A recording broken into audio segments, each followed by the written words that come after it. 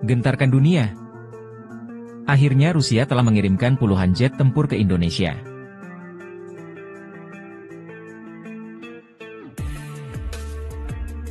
Hubungan kerjasama militer antara Rusia dan Indonesia kembali menjadi sorotan setelah kabar mengenai kemungkinan pengiriman jet tempur oleh Rusia ke Indonesia mencuat.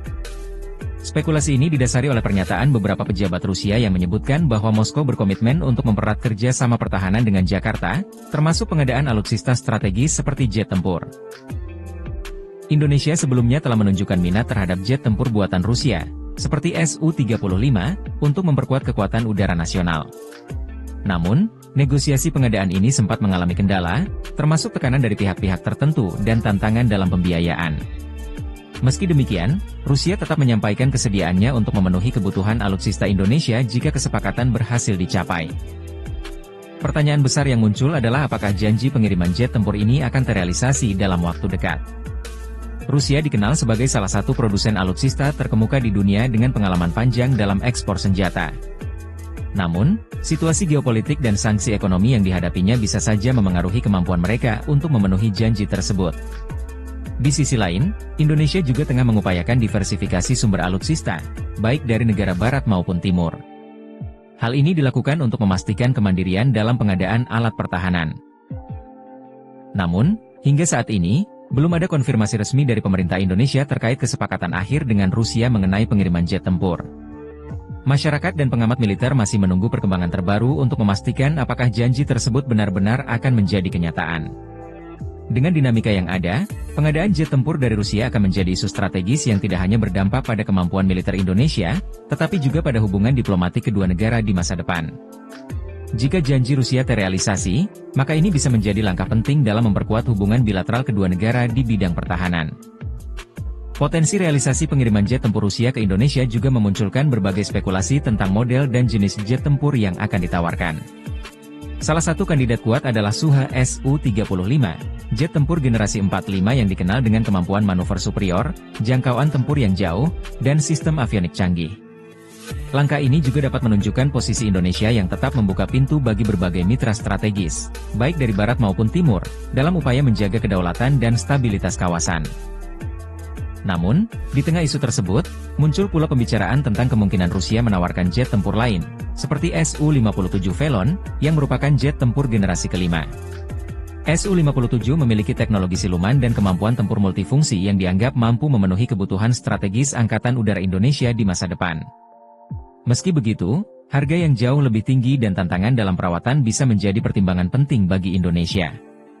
Sementara itu, para analis menilai bahwa realisasi pengiriman ini akan sangat bergantung pada dua faktor utama, stabilitas hubungan bilateral dan kemampuan finansial Indonesia. Meskipun dengan hubungan kedua negara selama ini tergolong baik, tekanan dari negara-negara barat terhadap Indonesia dalam memilih mitra alutsista bisa menjadi tantangan tersendiri. Selain itu, faktor teknis seperti transfer teknologi dan skema pembiayaan juga menjadi poin krusial dalam setiap pembelian alutsista dari Rusia. Indonesia selama ini mengupayakan agar setiap pengadaan alat tempur mencakup program offset yang memungkinkan transfer teknologi untuk mendukung kemandirian industri pertahanan nasional. Di sisi lain, keterlambatan dalam pengadaan alutsista Rusia di masa lalu, seperti yang terjadi dengan pembelian tank BMP-3F dan helikopter Mi-17, membuat beberapa pihak mempertanyakan komitmen Rusia dalam memenuhi tenggat waktu pengiriman. Hal ini semakin mempertegas pentingnya negosiasi yang matang dan transparan di antara kedua pihak. Meski banyak tantangan yang harus dihadapi, jika kerjasama ini berhasil, pengiriman jet tempur dari Rusia akan menjadi tonggak penting dalam modernisasi pertahanan Indonesia. Ini berarti, Jakarta tidak terikat pada satu blok geopolitik tertentu dan terus menjalin kerjasama dengan berbagai negara untuk kepentingan nasional.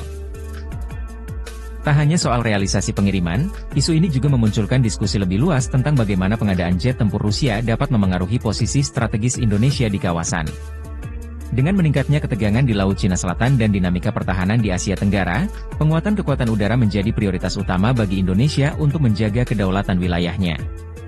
Jika jet tempur Rusia benar-benar tiba di Indonesia, ini tidak hanya akan memperkuat pertahanan udara, tetapi juga memberikan sinyal kuat bahwa Indonesia tetap mempertahankan kebijakan luar negerinya yang bebas aktif. Namun, pengamat juga mengingatkan bahwa pembelian jet tempur Rusia dapat memicu reaksi dari negara-negara lain, terutama Amerika Serikat. Sebagai sekutu strategis Indonesia, AS memiliki kebijakan Countering America's Adversaries Through Sanctions Act, CATSA, yang dapat dikenakan pada negara yang membeli peralatan militer dari Rusia.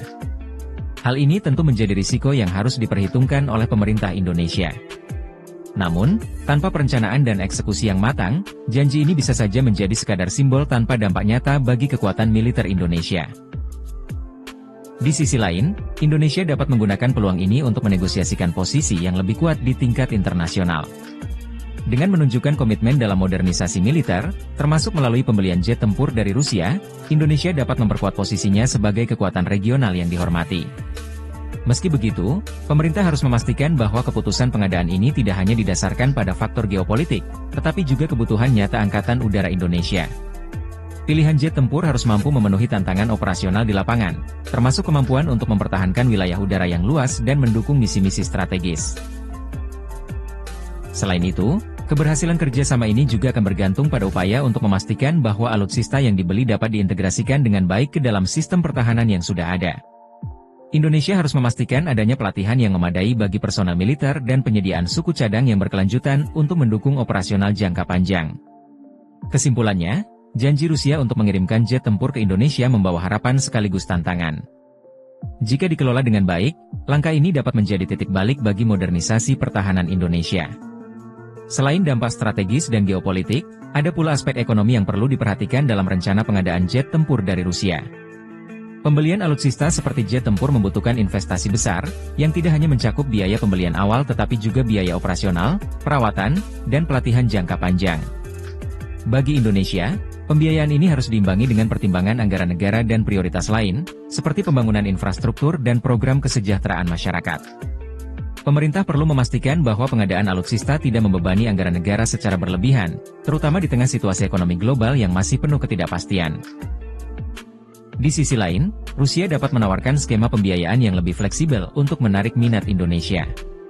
Misalnya, melalui opsi pembayaran barter seperti yang pernah dilakukan pada pembelian pesawat Suha generasi sebelumnya, di mana Indonesia membayar sebagian dengan komoditas seperti minyak kelapa sawit dan produk lainnya. Selain itu, pembelian jet tempur ini juga bisa membuka peluang bagi Indonesia untuk menjalin kerja sama industri pertahanan yang lebih erat dengan Rusia. Transfer teknologi dan peningkatan kapasitas industri dalam negeri bisa menjadi bagian dari kesepakatan, yang pada akhirnya akan memberikan manfaat jangka panjang bagi kemandirian pertahanan Indonesia. Namun, transfer teknologi ini seringkali menjadi tantangan tersendiri.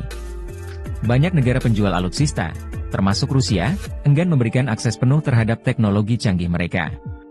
Oleh karena itu, pemerintah Indonesia perlu memastikan bahwa setiap kesepakatan mencakup komitmen nyata untuk mendukung pengembangan teknologi dan industri lokal. Sementara itu, di dalam negeri, isu pengadaan jet tempur ini telah menarik perhatian publik.